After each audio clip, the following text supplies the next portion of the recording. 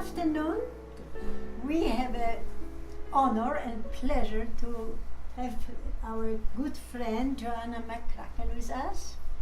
We invited her to know her better, to hear from her something what we don't know that she could tell us, and of course to help children and grandchildren what they still don't know about her and definitely should. So, good afternoon, Joasia. Good afternoon, We call Basia. you in Polish, Joasia. At the beginning, could you tell us, please, about maybe your childhood time? I know about your pleasure and love for reading and learning. You told us already at the early age.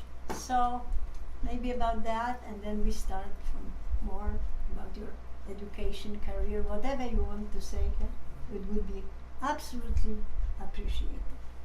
Well, I was born February 15th, 1945 in Peoria, Illinois. We didn't need the year. Oh, okay. You can edit that out. And I was born in the winter in Illinois, and I've always loved the cold weather since. Maybe because I was born during the winter, I don't know. So now we are quite contrary. Yes, yes we are. I like to read very much. Some of my earliest memories are my mother reading to me and her surprise when I started reading my own books myself when I was about 2. I've always loved to read. I can't remember ever not knowing how to read. 2 years you 2 read years your book? old, I read my own books. I loved learning. I loved to learn new things. I've always been fascinated with science, with information. I liked to read scientific books, biographies, any kind of book, the back of a cereal box, anything, newspapers, magazines, anything that had words on it, I would read it. My mother would make me learn to do math when I was really young, before I ever started school. I remember she taught me about fractions using buttons when I was about 4, how to determine a half, a third, a fourth of something. So my mother helped me a lot with developing a love of learning. She always wanted me to be an English teacher. I never thought I wanted to be. Why did she have some unfulfilled dreams of herself that you wanted to put on you? She was a math teacher for a She was while. a math teacher. And she thought I should be an English teacher because she thought I was better at reading than at math. Although I can do math. But Then was and another thing my mother taught me, which I'm very grateful for, is about cooking and food, about eating healthy food. She was always very conscientious to make sure that we had a well-balanced diet. She had a garden. We grew a lot of our own food so that we had really good, healthy food to eat all the time. this is like we call it organic now. Yes, it would be organic now. Probably even Then better than organic now, because sometimes the organic is not really organic, only more expensive. But right. that was, you are right, that was much more healthy food over there when you did by yourself. Yeah. Then I just thought of it as work, because we had to work in the garden and do the canning and the freezing, and so much to do all the time with the garden. But Do you think that young people do it now? very few. Yeah. Very They few. should listen and learn from it now. It's very There's- good. They should listen what you say now. And you You know, guy listened to her. fresh food from your own garden that you've raised yourself, there's nothing better. Absolutely. It tastes That's wonderful. Absolutely, I agree with you. And you can't buy it in the store that tastes the same. We moved a lot when I was a child. The last high school I went to was Hall High School in Little Rock, Arkansas. Before that I went to So high you're school. all the time in Arkansas. No, Okay. no, I'm sorry. I started elementary school in Chicago, Illinois. And You said so. Yeah. And then we moved to Arkansas when I was in the 6th, 7th grade. Big shock to me. But What really, was the reason to move? my father worked for the post office, and he was transferred to Ah. Arkansas. And then he worked between Little Rock and Dallas. Mostly people move for work. Yes, yes. He eventually became the postmaster of a small post office in eastern Arkansas. I brought some pictures. This is a picture of me when I was about 15. At that time I was going to school, I think in Cabot, Arkansas. Maybe Lynn, Arkansas, I'm not sure. Yeah, we will show this old picture with you later. And this is a picture of me in my senior year of high school. What a nice girl you are. Thank you. And you look very serious. Yes, I was. Very serious. Were you always serious as a girl? Very much so, yes. Yes. No pleasure, no dancing, no partying? Not much, no. Just tell the truth. Not much, no. No partying? No. Study. Study. But I married for the first time when I was 18. So do you have a picture? And I have pictures of my children with my mother. So we will Two show girls them. and a boy. Mhm. And then I also have a picture of myself with my 3 children. We all show it on this. And then here is a picture of my 2 daughters and my 3 children, my daughters and my son. So definitely was an early marriage. Very much so, yes. Unfortunately, it ended in divorce. Yeah, because it was too early probably. Yes, Yeah, not yes, always. It is yes. like that, but mostly. Yeah. Yes. I then remarried eventually, and he died. My husband passed away. And now I'm married to Mark. Yes. Mark, we know. Yes. Nice guy. Who is a wonderful, wonderful husband. I can't say enough nice things about him. And this wonderful picture with your cake. And in the interim between having the children and marrying Mark, I went to college. Oh, yeah, now about your education and your career. Yes. As a lawyer, as a teacher, it's a lot to talk about. Please do. When I first started back to college, it was I first started college when my children were very small, but that didn't work really well as a single mother going to college and trying to work. And eventually I just stopped going to college. And even so, if you went to college and the children, who took care of them? I had to hire people to take care of them. No mother, no grandmother? No, they were all back east and I was in California at the time. So no mother, no one to help with the children. So I quit going to college and I went back to college when they were older, much older. What was the major? My first major was English. I was going to become an English Like teacher. mother. Yes, yes. And I loved being an English major. It was really interesting. A lot of reading, a lot of writing, all of which I really enjoy doing. When I went back to college the next time, I decided to be an accounting major. I have no idea why.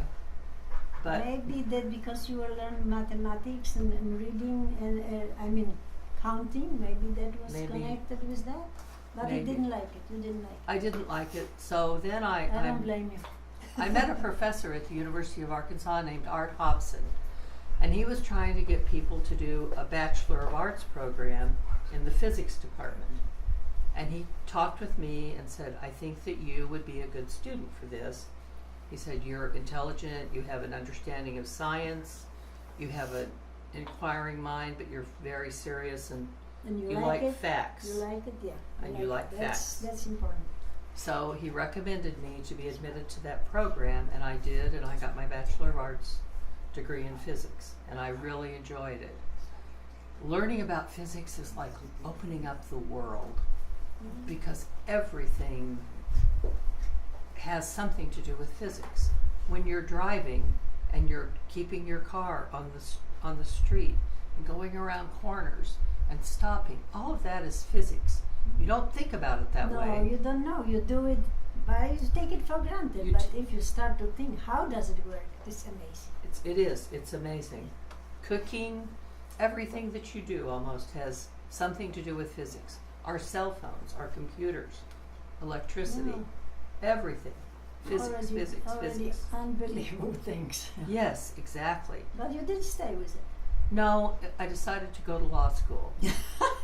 When I was about so many different kinds. So many things. when I was about 11 or 12, I read a book about a criminal defendant, and it really made an impression on me. The attorney in the book made it. How does it work? Yes. He has to find defense or whatever, prosecution? Defense. Prosecution? Defense. Yeah. Defense. And Put then all the facts together again. Yeah. Yes. And then I read another book called Queen's Bench 7 by Leon Uris. It was a book about a libel trial in Great Britain and how the facts were presented, the defenses were presented, and the outcome of the case. And I thought that would be so fascinating to be an attorney and be able to look at all the facts, present them to a jury, and see what happens. You know, hopefully the best thing for your client. How true it is. You are not as guilty as your defender is good. That's very true. That is very true. Because in the court, truth is not what they look for. For the facts shown by the defender. And the facts are limited by what the judge will allow. And so you have to find the best ones. remember, you're never found innocent. You're found guilty or not guilty, but you're never found innocent. You see, that I didn't know. So there's a difference. Yes, because you never know for 100% sure if you are innocent. Nope. But you are not guilty. Yeah. You're not guilty under the law, but that doesn't mean that you're innocent. So I went to law school, and I took, even though I was what they call a non-traditional student because I was older, I did all the fun, all the things. Because you went already through so many grades of different science, yeah. And I enjoyed law school. I didn't find it as intimidating as a lot of the younger students did, because, you know, what can they do to you? And you are the best, probably. No, I wasn't. Your mind was much more open than them. Yes, and I had a lot more life knowledge than they did. Right. So I participated in moot court, negotiations, competition. I was on the law school trial traveling team. So you have a lot of practice already. Yes, yes. And I had fun in law school. I did. Really? I did. When I saw the movie, so was serial about this, and they have so much to learn. They were working night and day, learning about these things, about this stuff, about this all paragraphs. Oh my God! I said no, that's just too much. Oh, the paper chase. Paper chase. Yes. Yes. Absolutely wonderful actor, Yes. the old professor. Oh my gosh! And it was, I don't know. I said no, never. I would never go there. And it's very similar to what law school the first year is like. The professors put you on the spot. They try to humiliate you, embarrass you. I've seen students walk out of the classroom in tears. I've seen some of them run to the restroom and throw up. My class, about a third of the class dropped out before we finished law school. Because they said if you survive, you will be good. Yes. A lot of them dropped out after the first semester, right before finals started. Probably it's because if you are in the court and the other side of defender and prosecutor, they could make so much trouble for you that if you are not strong like you will be going to the bathroom and throw out. Exactly. You have to be stronger. Yeah, right. I don't understand now. It's a challenge, and they make it that way the first year. After the first year, things change. The professors get more friendly with you. They are not so hard on you. And one thing about law school that a lot of people don't understand until they've gone through it, you go to class that you usually have 200 or 300 pages to read every night. You go. That's what I say. Yes. Unbelievable. You go to class the next day. The professor may or may not call on you, humiliate you, embarrass you, make you wish you could crawl under the desk. But the only thing that counts is that exam you get at the end of the semester. That's the only grade you get in law school. One test, a semester, that's your grade. So even at the daytime you have to read 300 pages and you don't, it doesn't matter. No.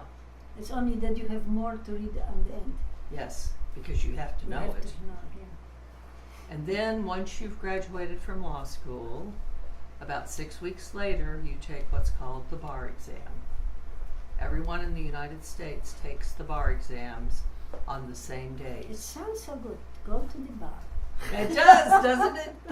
You would think, but no, No, not that's quite, different bar. not quite. Different bar. We did have a lot of bar reviews in law school, and you did go to the bar. Yeah. Yes, there was more Ah, drinking in law school than any other place I've ever been. Okay, so finally I found something. Yes, You yes. started to party a little bit. Yeah, a little bit, yes. Okay, Yes. now I'm relieved. Yes. Lots of barbecues, lots of parties, lots of Barbecue. Bar. barbecues and bar reviews. Once a year, the law school puts on a big party at George's Lounge in Fayetteville, where the professors get up and perform for the law school students. They perform Skits and dances, little Ah. plays, Yeah. talk about themselves. No, they can really- make fool of themselves finally. And they do, and it's pretty fun too. And there's drinking and dancing, you know, and it's a party, and there's food, of course, but a lot of drinking in law school.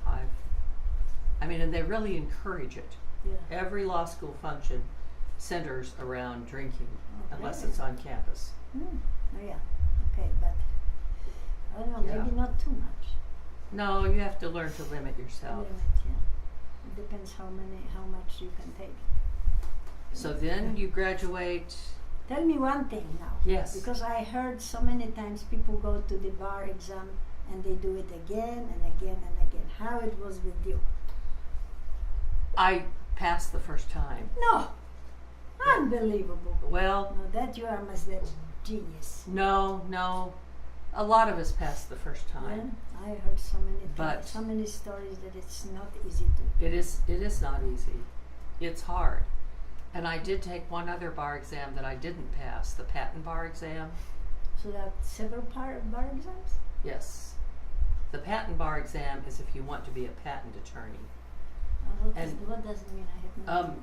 If you're a patent attorney, you write applications to the patent office for mechanical devices, chemical compounds, and you must have a degree in science some to do that. specification, yeah. Then you probably would have it because Yes. you know science.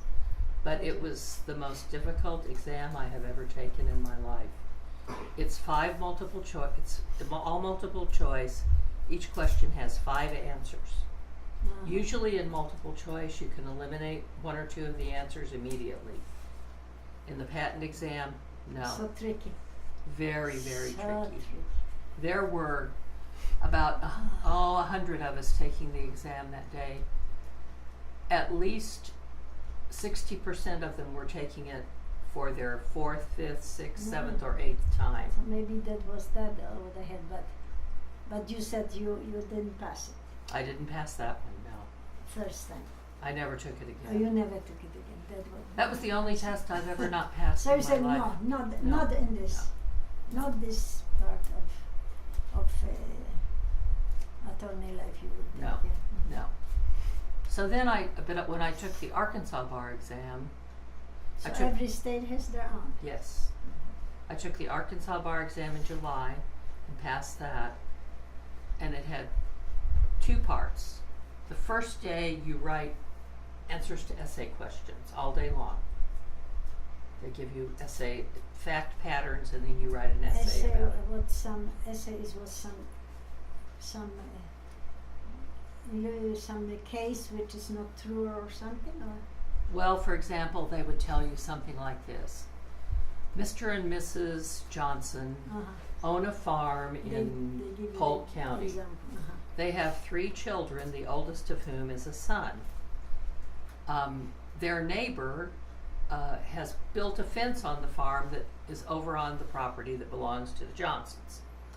And it might go on and on for a page and a half of just factual information. Wow. And then they say, you know, the neighbors, the Thomases, are suing the Johnsons because they think they have a right to the land that their fence is on the other side of. And in the meantime, Mr. Johnson has passed away. Examine all the issues in this fact pattern. And answer, what is the age of the youngest child? Yes, something like that. And then you have to talk about wills, estates, intestate descent and distribution, property law, all sorts of There's things. 3 of them? There's 6 of them. 6 of them? And you have to answer on everyone, or you have to choose? You have to answer all of them. Not choice No, stuff. no, Wow. no. How long time do you have to do it? You have about 6 hours to do it. 1 hour for each question, It is not much either. because you get a break for lunch. Then the next day you have 200 multiple choice questions. 200. 100 in the morning, 100 in the afternoon. And how many choices you have? 4 or 4. 4. 4. And those aren't too hard because you can eliminate at least 2 of them. So they are not very tricky. No, they're not very If tricky. you know something, you can eliminate. Yes, Okay. you can. But then if you 50-50 chance you have still. Right, right. I see. And then you have another exam that's called your ethics exam. And that takes about 4 hours to take the ethics exam. They give some examples as well? Let's see. You're an attorney and a client comes to you and says, I am really, really angry with my neighbor. I want to kill my neighbor. I have a gun in my possession. I want to, I'm going to do it a week from today. As an attorney, do you have an obligation to tell? No, because like a priest. no, you're like a priest. You have client confidentiality that extends beyond the grave. You can only talk him off of it. That's right, Talk him out. exactly. You can try to talk him out of it. You can tell him the consequences. You can't help your client commit a crime. For example, not too long ago, one of our local attorneys got into trouble for helping Brandon Barber, who's now in prison, conceal cash during a bankruptcy proceeding. Oh, there was I know the man in some Yes. builder in Fayetteville, yes? Yes. Millions of Yes. dollars. Yes. I heard about it. Yes. Mhm. So he's Yes. in prison now? Yes. Here, over there in, Yes. in Arkansas? Yes. Yeah. Because he helped his client commit a crime. You can know that your client has committed a crime, or you can know that your client might commit a crime, but you have to try to talk them out of it. But you can never help them do it. So he gave him some information that he could get away with it or something. Yeah. He concealed cash for him. Oh no, that's too bad. That's Yes. ethics. Yes. No. Yes. So And- they both should be in the prison. They are. Ah, okay. You see, I know. Yeah, Now I know. yeah, absolutely. So Good. ethics, they teach us a lot about ethics, and we have rules that we have to follow about advertising, about talking to people that are already represented by another attorney, about how we talk about our judges, about taking on a case that you don't know anything about. All sorts of things. Do that you we have to do. psychology class? Because you have to be a good psychologist. No, you don't. Because if you sometimes you talk to somebody and you know you should know if he is rightful saying or not. No, they don't make us take psychology. So you have to have it in yourself. A lot of attorneys, though, are psychology majors. That's you see. I think that it would be good because Mhm. right away you can see the movement, the people's faces or something. Oh, I know he's not doing it either. So once I'd taken the bar exam in Arkansas and found out that I passed it, I went to work for a firm in Rogers called Lingle and Fulcher. Jim Lingle is an attorney who's been in practice since the 1970s. He's done a lot of litigation for plaintiffs against chicken companies like Tyson, See a lot of George's. chickens here. Yeah. So, and he's won a lot of cases too. Was he a good mentor for you? Fresh? He was good. He's very smart. Fresh person willing Yes. to go there. Jim Lingle is very smart. He has a really funny sense of humor. He would make you, if you ask him a question about something, instead of just telling you the answer, he would tell you where to find it in a book and make you go and read it so you would learn it. That's a good mentor, right? Yes, I agree. And then in February I took the Missouri bar exam. There was the next question. Anytime you want to go to work in different state, you have to take the particular state bar exam. Not anymore. I've been in practice long enough that there are some If you go to states Chicago, for instance, now. I would have to take the Illinois bar exam. Yeah, that's what I'm saying. But if I went to Wyoming, all I would have to do is take some continuing legal education in Wyoming. And they would give me what's called a reciprocal law license. Oh, I see. Because I've been an attorney for more than 10 years. Oh, I see. So years of practice also is some. And states, it depends on the state. Yeah, of course, everything depends. How about New York?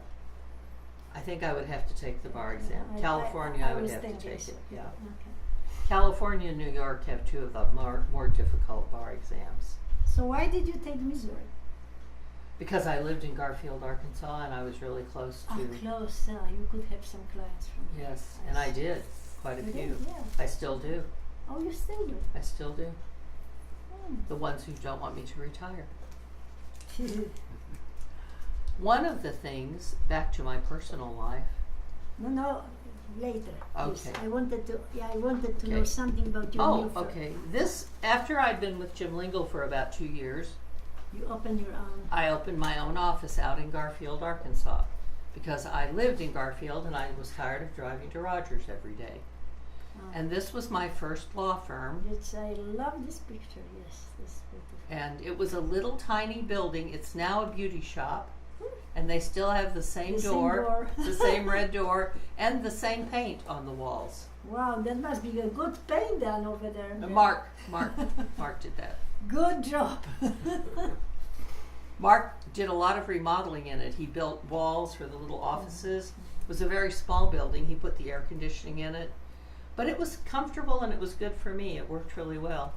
Then we outgrew, by the time we had this many people, we had pretty much outgrown that little building.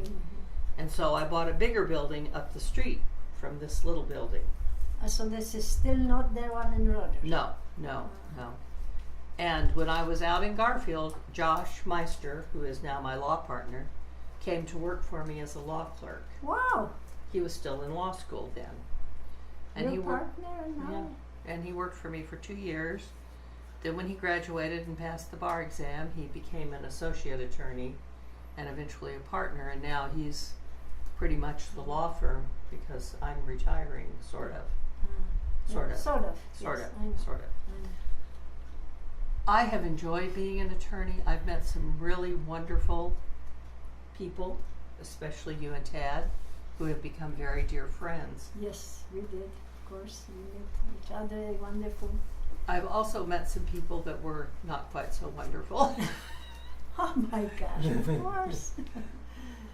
One of the most challenging things about being an attorney is that clients, not all clients, but some clients would rather take their advice from their sister's brother's barber instead of the attorney's advice. So why they pay you? Why they don't take your advice?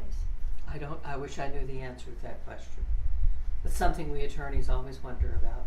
You go to you, they pay you, and they don't listen to you? No. Well, that must be crazy. And then they get mad at us because things don't work out the way they want them and to. they put the blame on you. Yes. Of course. Yes. Yeah. Hmm. Yes. So now you decided to be a teacher.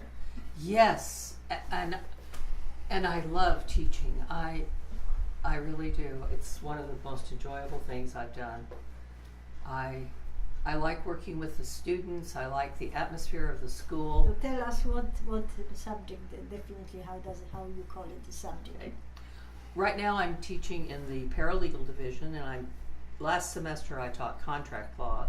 This semester I'll be teaching bankruptcy. I'm also teaching a class in the business division of business law. So I'm teaching 2 classes this semester. The business law class meets on Tuesdays and Thursdays, and I have right now 23 students signed up. The bankruptcy class meets on Thursday afternoon, and right now I think I have 15 students in that class. So they're pretty good sized classes. And so you are busy. Yes. 3 or 4 days a week? Yes, 3 days a week. Well, 2 days a week. Mostly men or women? It's about even. It's about even. And a lot of my students that I have are repeat students. My students really seem to like me. They've given me really good marks, when they grade their teachers. Yeah, I know. Mm-hmm. So I've gotten like mostly in the 90% range. which I'm very flattered. I don't blame her. You are so, educated, and of so many things, and you definitely are a good educator. I'm Thank sure. you. I give you the best. Thank you. You know what the biggest complaint was, though, that I got? Mhm. I'm too serious. Yeah. I don't have a really good sense of humor. But that's just, I've always been like that. I'm This a is serious what I girl. said. I told you right away. You are serious. Serious girl, yes. But if they can look past that, then I think I do a good job of teaching them. Because I like it. It's wonderful. And then when they finish, this is community college. When they finish this 2 years course? The paralegal course is a 2-year 2 years. course. And then what they can do is it? They can get a job as a paralegal. As a paralegal. In fact, several of my students have gotten jobs locally. One of them is working at the prosecuting attorney's office in Bentonville. Several of them are working for local attorneys. And many of them can go to the law school and get a basic. Some of them go on to finish. And how many years afterwards they have to do? They have to get a bachelor's degree before they can go to law school. Yeah, I see. No, it's a lot of work. It's once you start, if you really want to be an attorney, if it takes you 4 years to get your bachelor's degree, then you have 3 years of law school after that. So 7 years at a minimum. Oh my gosh, it's a long time. It's a long but think of being a doctor.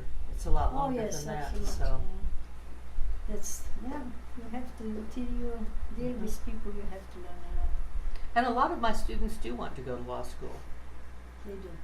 They do. They like the subject. They like the subject of you law. You make them love it, I'm sure. They Whether they like it, you just Mhm. expand Mhm. on them. And now this beautiful picture of 5 generations. Yes, this Please is a tell us picture of my granddaughter, my grandmother, Velma Thatcher, my mother, Anna Holman, my daughter, Valerie Kenyon, and myself, with darker hair than I have Yes. now. But Valerie's hair is her natural redhead color. And Haley, her daughter, who has very little hair here, Yes. Now It she's has- still, how you said 20? she's 20. She's now 20. And there she was about 3 months old. She has red hair. No, her hair is sort of blonde, dishwater blonde. So there's different colors. I said right away Yes. when I saw the picture, different colors. No one else in the family has red hair except Valerie's sister Stephanie. That's it. No, you said that you It's sort of red, but not red like theirs. But Haley, the little dress she has on, her mother made it for her. It's little watermelons. See how cute that is? cute baby. I'm sure she loves to see it when she's 20 to see it. Oh my Oh God. yes, yes. Valerie, my older daughter, loves to sew. She's a very good seamstress. Oh yes, she does. Oh yes. No, but after you saw me the picture of the 2 girls. You made the dresses for them. Yes, yes. I have no idea how to keep the needle.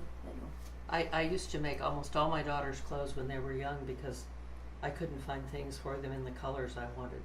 So I made their clothes.